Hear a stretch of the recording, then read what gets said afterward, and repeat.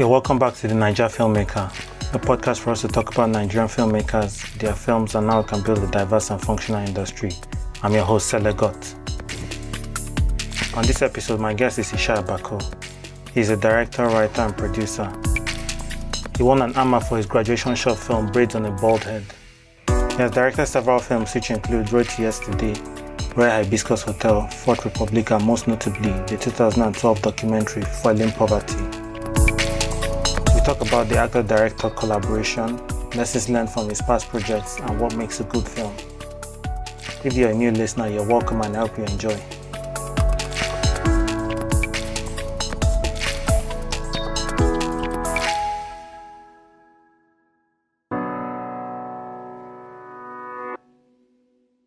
Hi Ishaya, welcome to the Naija Filmmaker. Hi Sele, how are you? I'm good. Can you introduce yourself? I'm Ishaya Bako and I am a filmmaker.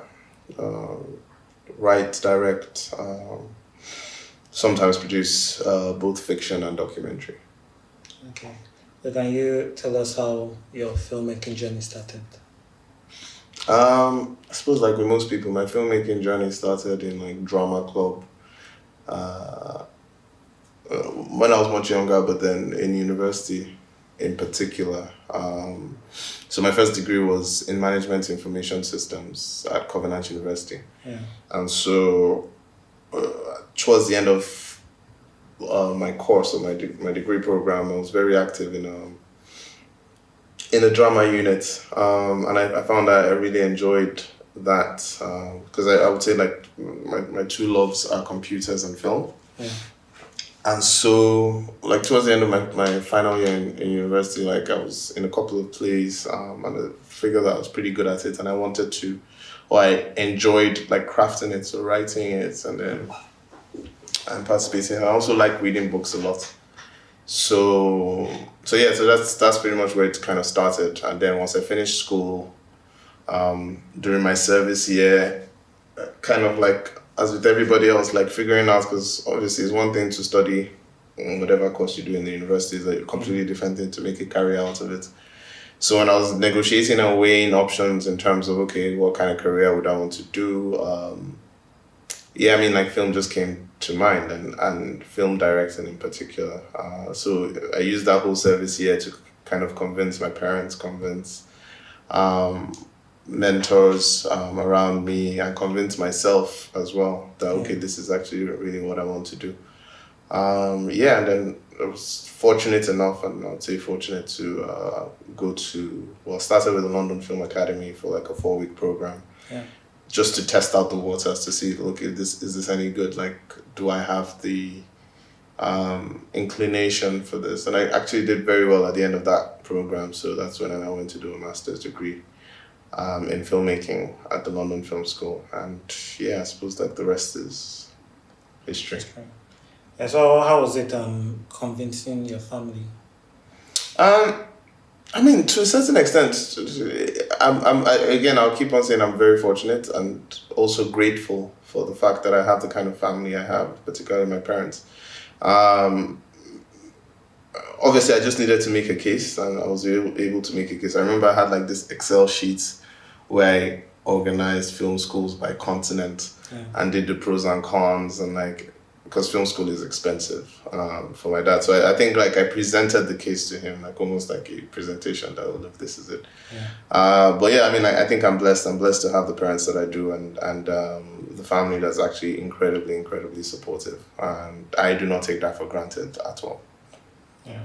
Looking through your credits, I think it's pretty much split in the middle between documentary and film. Documentary and fiction, yes. That said, I haven't yet done like a feature documentary. Like the documentaries I've done have been shorts. I did like a 60-minute documentary featurette, but then we're still planning on how to release that. But it's also kind of a very specific or particular kind of project. But I've done 3 feature films now. It's making me feel very old. on one hand, but obviously very young, especially if you're considering our market here. But you're right to say that, like, it is, like, I do enjoy both. I find myself that if I'm finishing a fiction project, I can't wait to start documentary, because, like, fiction sets are exponentially bigger than documentary teams. Because like with the documentary team, tops 6-7 people, but with the fiction crew, you're looking at between 50 and 100 people. So oftentimes, like, at the end of a project, if it's fiction, like, I'm like, I just want to go back to a small crew, manageable crew, you know, navigating through, and don't have to I don't have to worry about makeup, costumes, sets, doing it again and again, doing the multiple takes, and then getting coverage. But then on the flip side too is, like, because documentary is like a vast wasteland, because like you're navigating through. And I often say that, like, with fiction, you're trying to find the truth within the story, because, like, you craft the story and you're trying to navigate how these actors are going to, and what the actual truth is that would hit an audience. But with documentary, you're trying to find the story within the truth, because documentary is what is happening in real life. So it's this vast wasteland where you're, like, interviewing people, you're trying to piece together, you're trying to, like, even when you script it, and you're like, when you write the script, and, like, when you are editing it, that's when the story is coming together, and oftentimes that's where the work is, and the hard work. But I mean, like, I think it's to a large extent, filmmakers now have to pretty much straddle that, and then you, like, even, like, in terms of the hats you wear. Oftentimes you find, like, producer directors or writer directors or DOP directors, or directors that are editors as well.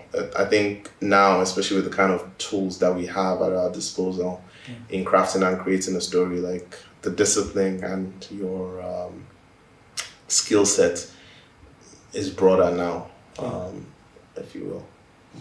I think you just kind of addressed my next question, which is what drives you to documentary and to the documentary format.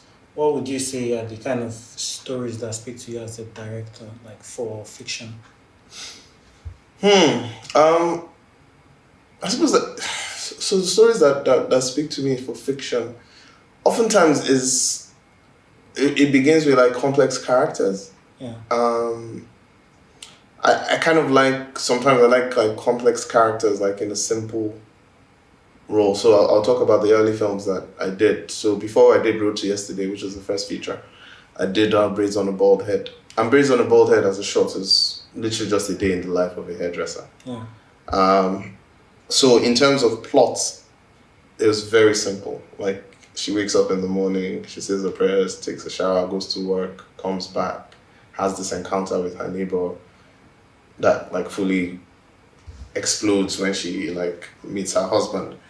But then what I liked about it was, what drew me to that was, like, the characters were complex. So her neighbor that she has an experience or an encounter with is a complex character in and of herself. She herself it was complex. I mean, in hindsight, we could have made her husband a bit more complex than the stereotypical Northern or Arewa man. But for what it was, and for that 20 minutes, I think, like, it was compact, and, like, it took what it was. And then for something I wrote yesterday, there's a similar thing. Like, you have a couple going on a road trip. And during that road trip, we, like, have those flashbacks in between different points in times in their lives. And I think for me, that's what it was. It was like, okay, these characters have made these decisions, and these decisions have had this, like, ripple effect and ripple repercussions in their lives, and this is how it plays. I think Fourth Republic was a bit more complex than what it was, but then at the heart of it too, where the, like, central characters, like the EK, who was the idealistic political aide, and then the Mabel King, who was this gubernatorial aspirant, and they're complex in their own ways. Like, his idealism is being, like, tested with her own, I suppose, pragmatism, if you will. So I mean, I think that's what draws me. Like, I think the thing about film being universal and just amazing as a medium, in terms of creating and in terms of watching and enjoying, is that you get to explore different worlds, you get to explore different storylines, you get to explore different types of people. I think that's kind of where it's at. It's where is this story and I suppose like where is my point of view, or your point, like as a filmmaker, as a creative, like if you're going to create, it's like, okay, what point of view am I going to like pretty much attack this from or articulate this around? And obviously there are just things that literally would jump at you for documentary and particularly for documentary. Because like oftentimes like with film, I mean, and also because of how long the process takes and how expensive it can get, often like we'd ask ourselves, and as you know in Safe House, is that why does this need to be a film? Why shouldn't it just be like an article? Because some things are okay as a news article, some things are okay as a poem, some things are okay as a book. But obviously there are elements that can make a story a bit more engaging and evocative. And some scenarios, because like with the two documentaries and the major documentaries that we did, Fueling Poverty and Silent Years. Fueling Poverty was about the Occupy Naija protest and the fuel subsidy scam of 2010 to 2012, but then culminating in the Occupy Naija protest and the fuel subsidy probe of 2012. And I mean, like for a situation like that, is like what is happening in October 2020 or November 2020 with the NSAS protest. I mean, if you have like a protest as huge as it was in 2012, where it lasted for about 13 days, and literally this was the whole country was brought to a standstill and was like crippled. You have to document that. You have to tell that story, as with everybody that's documenting the NSAS protest now.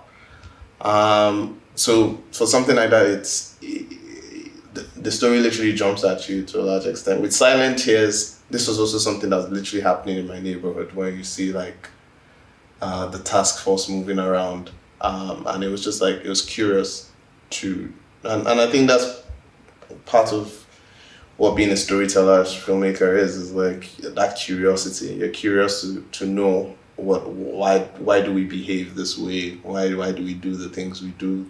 And I suppose that curiosity now leads you to now start to envision a story, or articulate a story, or document and capture the moment, because you know that there is such a significance and a relevance in that point in time and for that point in time. So yeah, that's kind of where. Okay. So for Falling Poverty, the situations that kind of surrounded the whole documentary was poverty and also the fuel subsidy. Were kind of pretty much at the same point in 2020 with how kind of bad things have gone, and the rising cost of petrol. Would you say there's a part 2 of Falling Poverty in the works? Not necessarily, because I think actually things have really, really changed since then.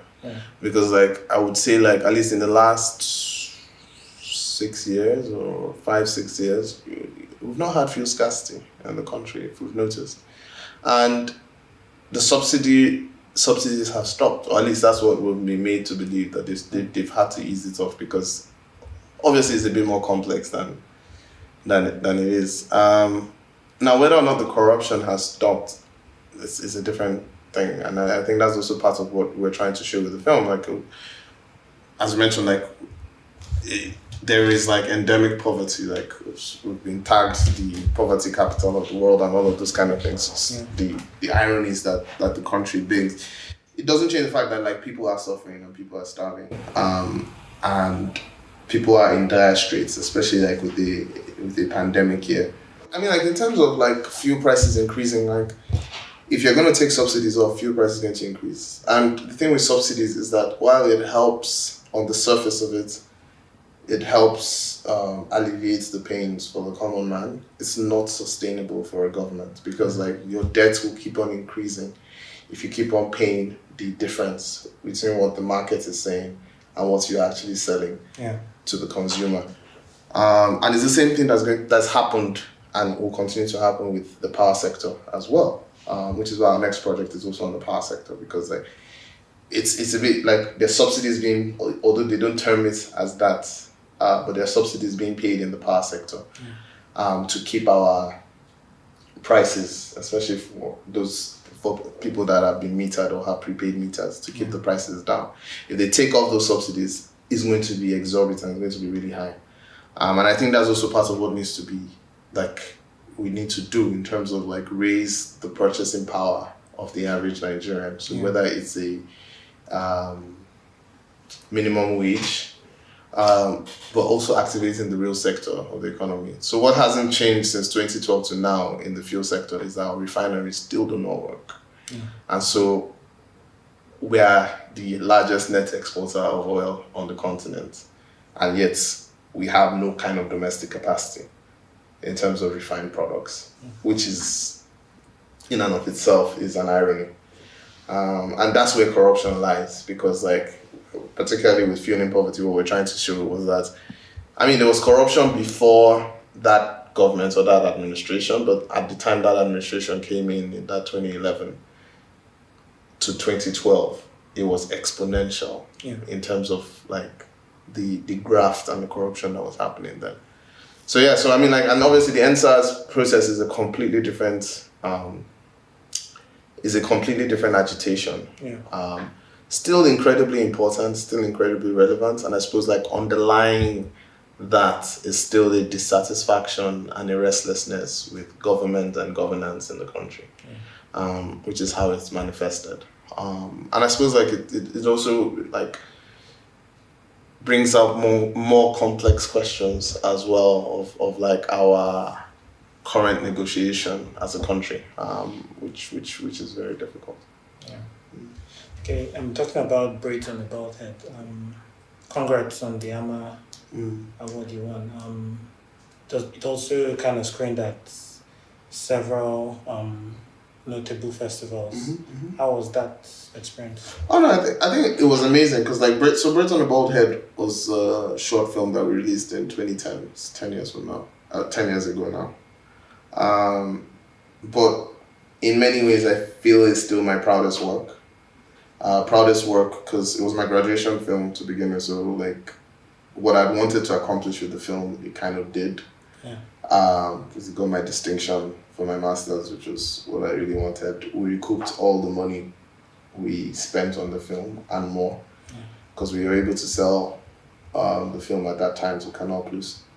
And then as you mentioned, we did the very different, I mean, like I think we did well over a dozen really high profile festivals like Clermont-Ferrand in France, the Boston LGBT Festival, we did Chicago, we did Seattle, Cambridge. No, it was fantastic. I think particularly Clermont-Ferrand because like that was it's like the most prestigious short film festival literally in the world in France. And we had at the screening we had over 3,000 people. That, like, and just for 3,000 people to be watching this film in Hausa about this woman in Kaduna, like, and they got it and like appreciated it fully, like it's an amazing thing.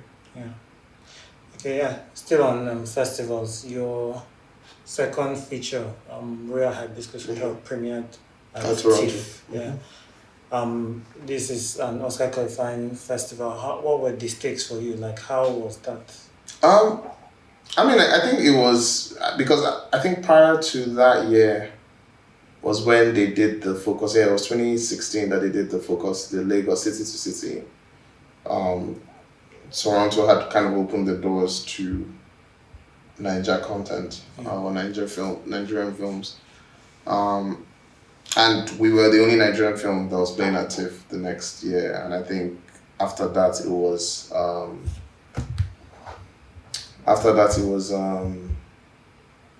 Lionheart, and then I think Lost to Kurushi was last year. I don't think any Nigerian films did this year, but I stand to be correct. I think maybe Mufe did.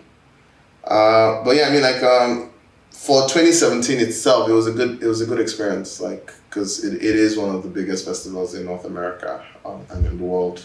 It's an audience festival. I mean, like just seeing like the industry on an international scale was a very good experience. And it was a very insightful experience to kind of look at, okay, this is what it takes to kind of get to this level, and kind of more than get to the level is sustaining the level. And I think that's what is important for the industry as a whole. Like, we need to have more films playing in festivals like Toronto, playing in festivals like Berlin, like Venice, Cannes, because we're still kind of niche.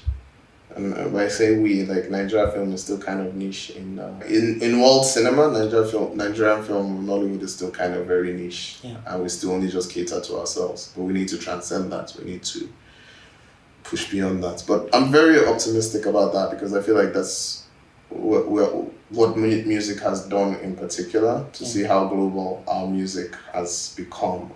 Yeah, film is next, because like the cultural import is practically the same. It's just that we just need to finesse a lot more and be more intentional. Yeah. So with, two of your documentary projects, Henna and Silent Tears, and then with Royal Hibiscus Hotel, Fourth Republic, and Road to Yesterday, they all kind of have female leads. Was this a conscious decision or a coincidence? No, it's very, very conscious. Like, particularly starting with Brains on the Bald Head, I just find women to be a lot more complex, and especially like, and I have to also be very conscious and cautious of saying this. But I feel like there is a lot of complexity there, and especially with the African woman, there's a lot of strength there. There's a lot of vulnerability there. There's a lot of conflict. And I just find that as rich ground. And I also feel that, like, in many ways I am a feminist, because I believe like there has to be equity in different ways, and in our society, not in different ways. Like, there has to be like absolute equity in our society, and I think I've been fortunate, minus the fact that I'm like the only boy with 4 sisters. And my mom is very strong and just a wonderful woman. So I've had such the women in my life have had such a positive impact in my work and in my personal life, in terms of like just, first of all, inspiring me, challenging me, nurturing me, uplifting me. A lot of the opportunities I've gotten even in film, to begin with, Feeling Poverty was commissioned by Adora Ikenze, who was the then country director for Osiwa. And she did that when I screened Braids at Infusion, which was kind of organized. It was a showcase that was organized by Lola Shonen when she used to live in Abuja. She's gone on to like set up the Arcade Book Festival and the Film Festival. But at the different points, so whether I was working with Genevieve and Chini for Road to Yesterday, I was working with Moabudu for Royal Hibiscus, or Umi Yakubu for Fourth Republic. Like, I've had that very good, that very positive, that very strong relationship, professional relationship on the one hand, with women, and I just find that we do not give them enough credit. And if I can be able to do that with the films that I make and the characters that are portrayed in those films, then absolutely. Okay. So are you an actor's director or a technical director? I have to say a bit of both. I think literally as a director, you're just a conduit now. You are literally the shepherd. You are the one that's like making actors, and that's the thing I tell younger directors coming up, is that, while the cameras are great, while it's good to get like a very nice tracking shot, it's good to get like the angles right and for coverage and the rest. You're the only person that is taking care of the actors. You're the only person that's reassuring the actors, because the cinematographer is there trying to make sure that the lighting is good, the framing is good.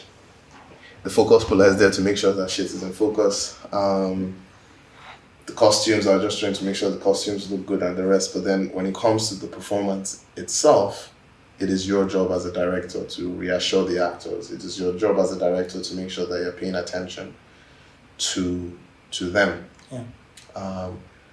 and you're protecting them as much as possible, as best as possible.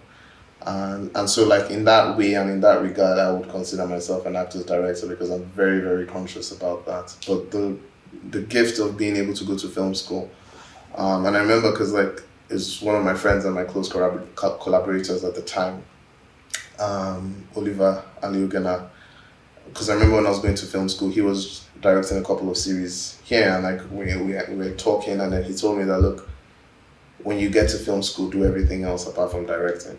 Yeah. Because if you're going to be a director, you're going to be a director.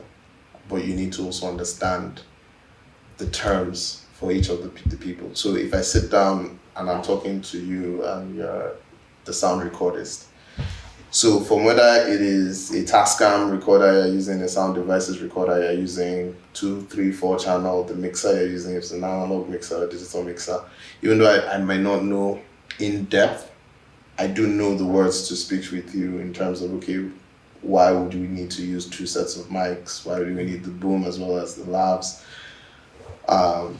What sampling rate what's bit depth, what sampling rate you're recording at, and then how that's going to do. And a similar thing across board with the editors, with the directors, knowing the lens choices, knowing what angles, like if I'm shooting low, pointing up, I know I want that dominant effect. If I'm doing the reverse, I know I want to make the character feel small or the audience feel small.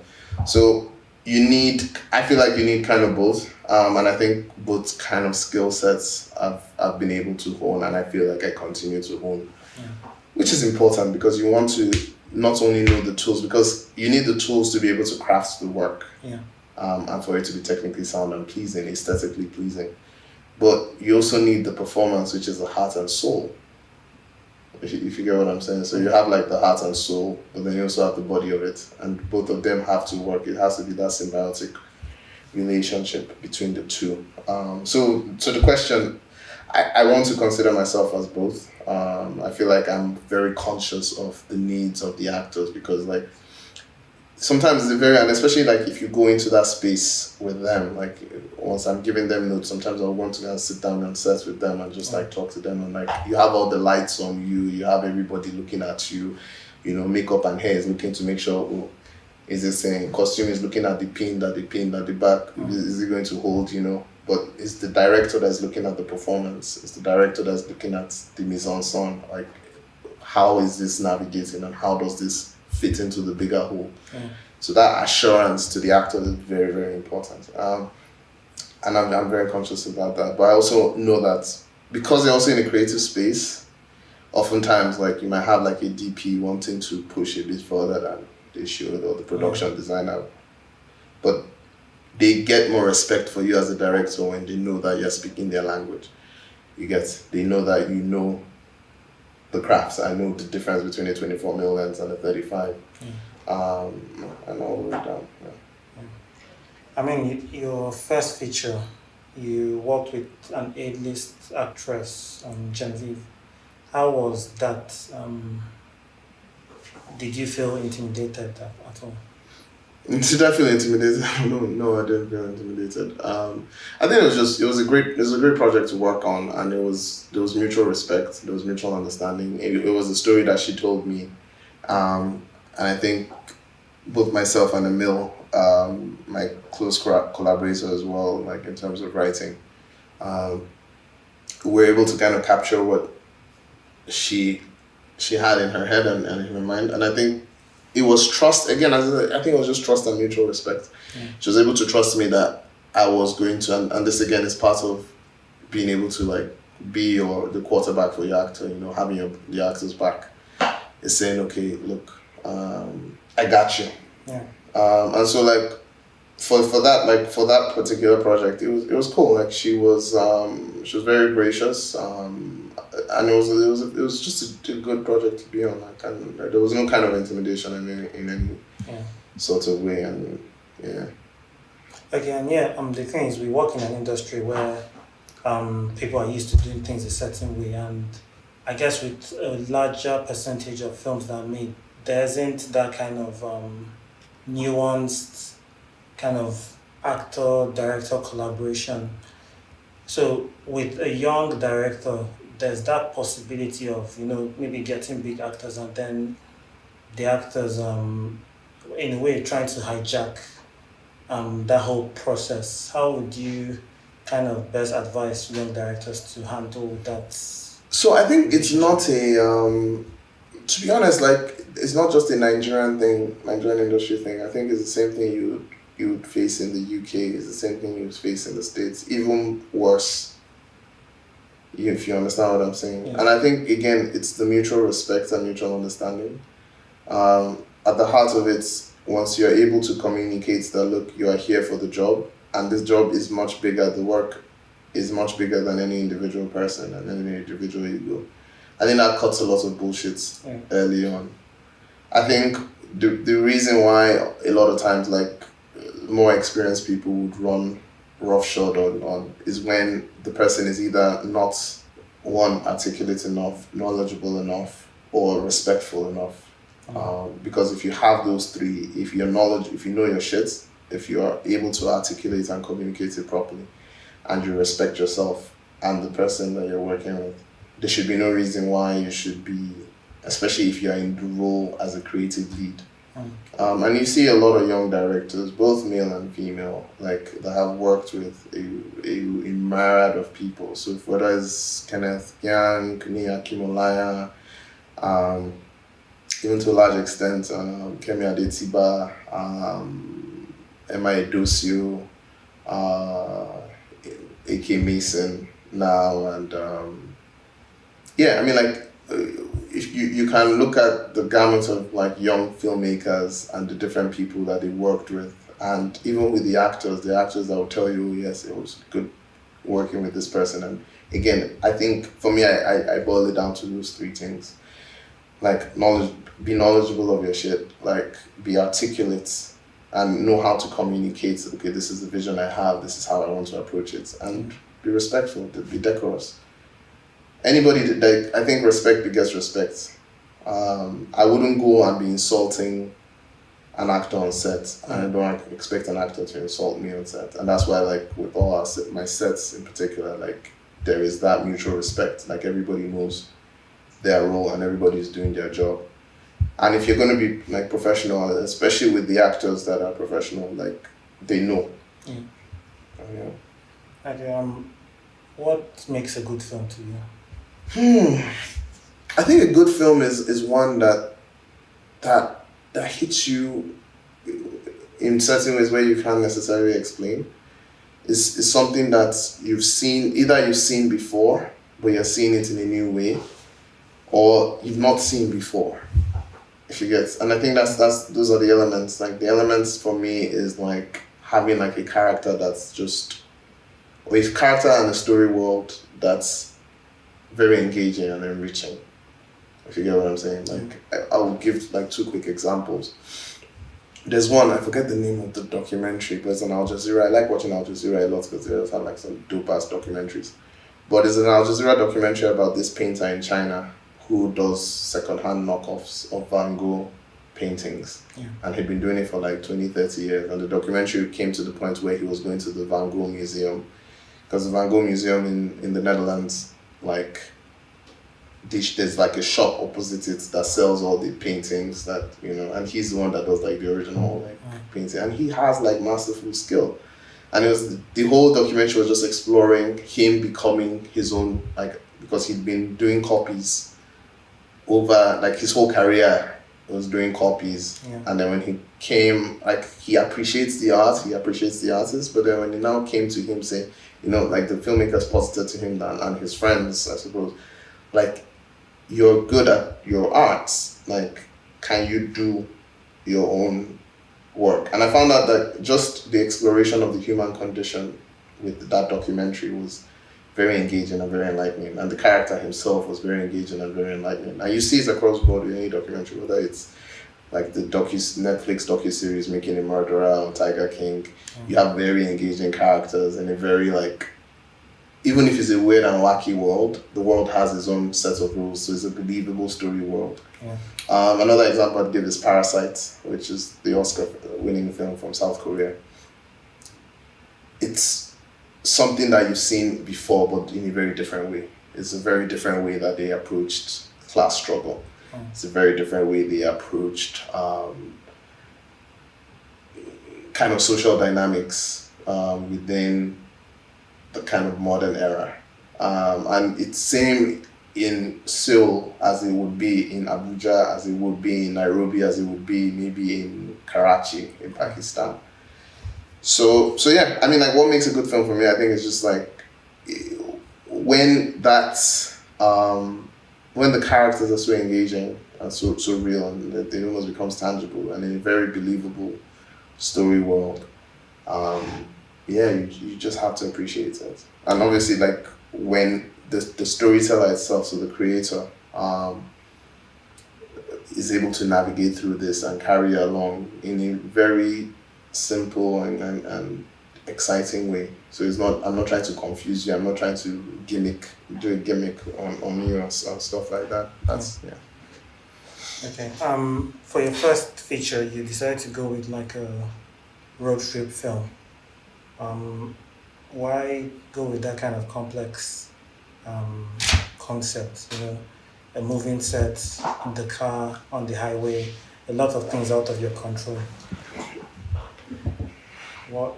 I think it's just interesting to me. I think at the heart of it was just interesting.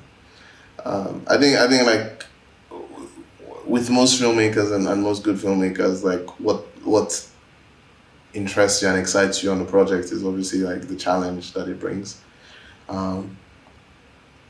Yeah, and that's what it was, like the allegory of what that road trip meant, and like the flashbacks and all that. That was just, it was interesting. Yeah.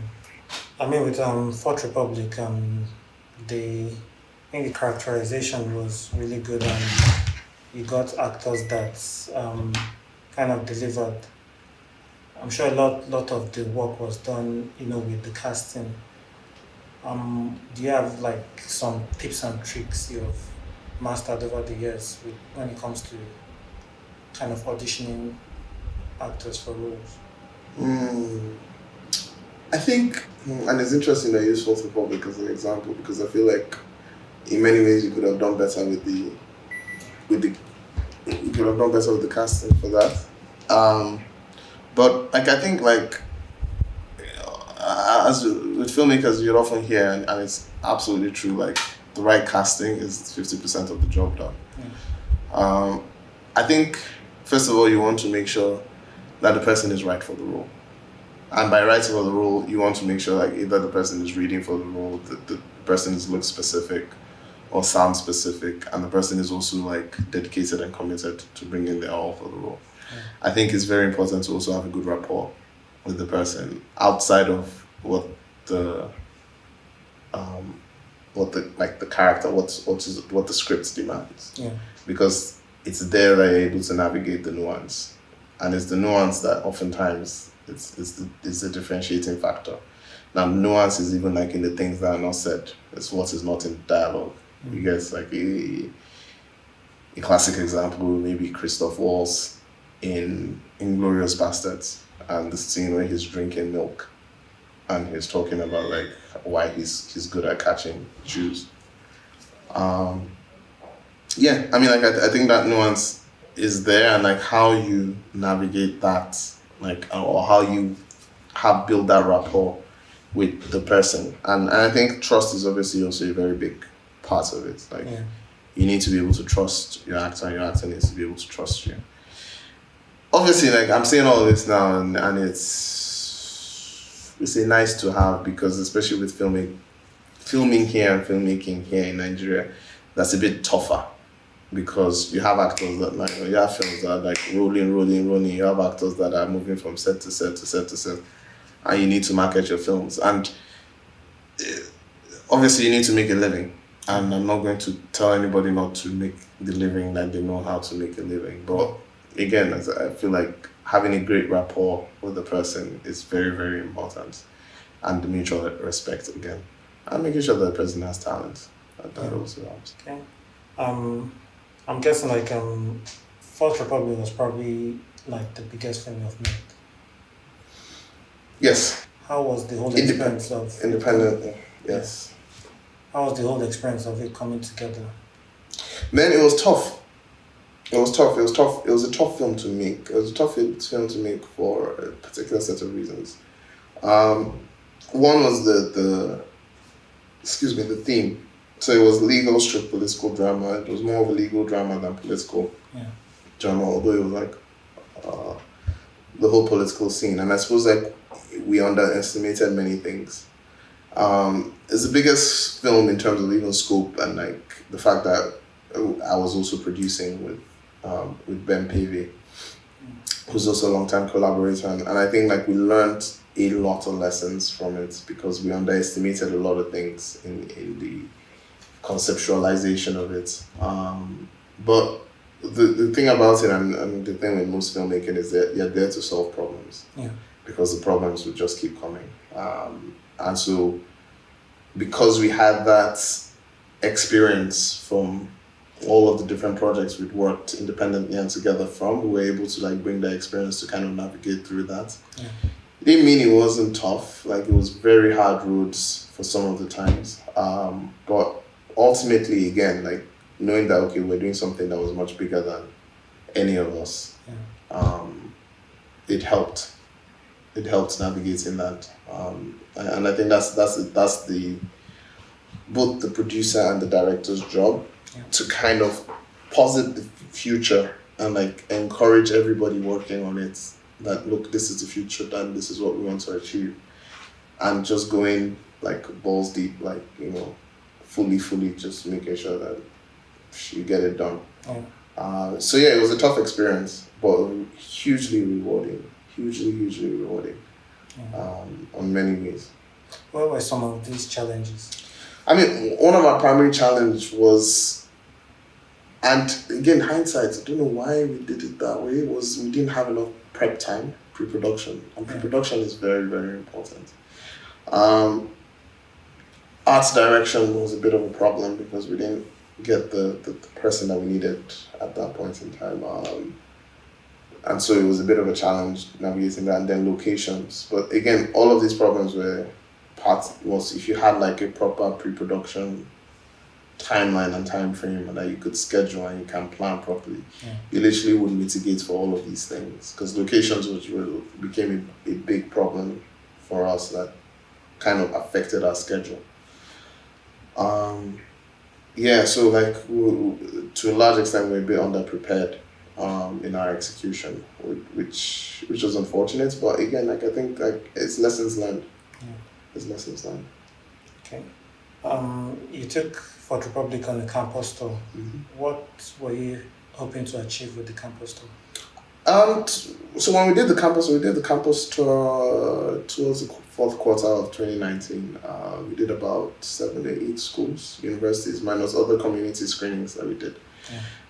Essentially, it was just to create dialogue, to foster dialogue around the film and the themes of the film. So women's involvement in politics, violence and fraud with elections, and like just the necessity of a better political class and better governance class.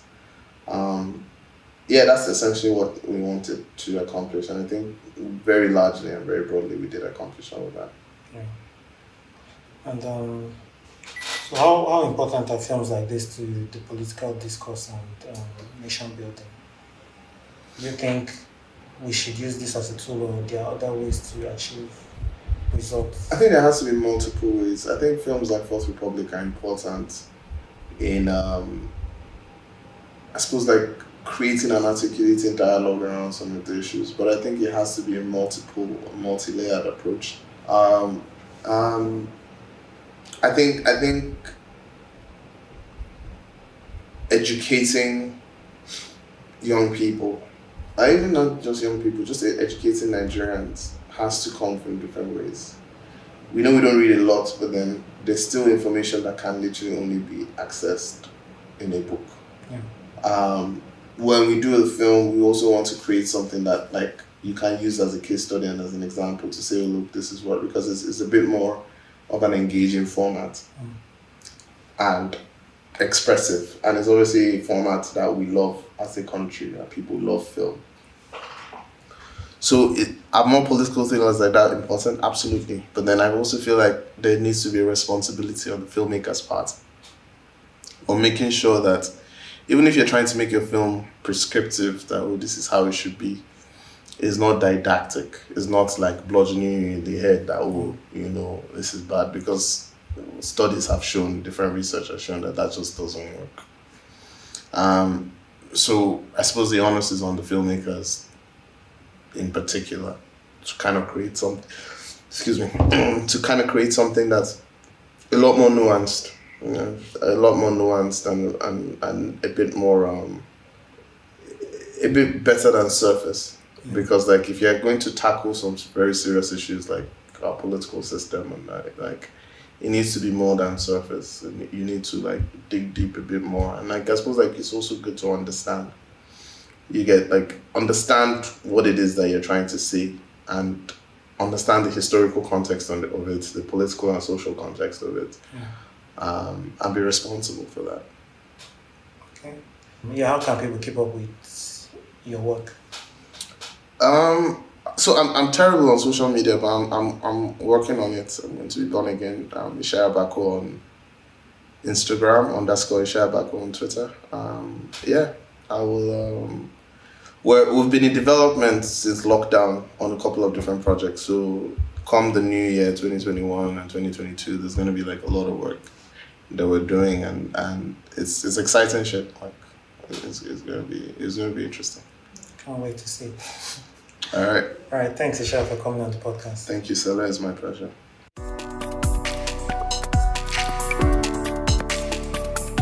We have come to the end of this episode. Please remember to leave a rating and a review. You can send me your questions and feedback on social media. Follow me on Instagram and Twitter at @SeleGovFilm, and the podcast also on Instagram and Twitter at the Naija Film Pod. See you on the next episode. Have a good one.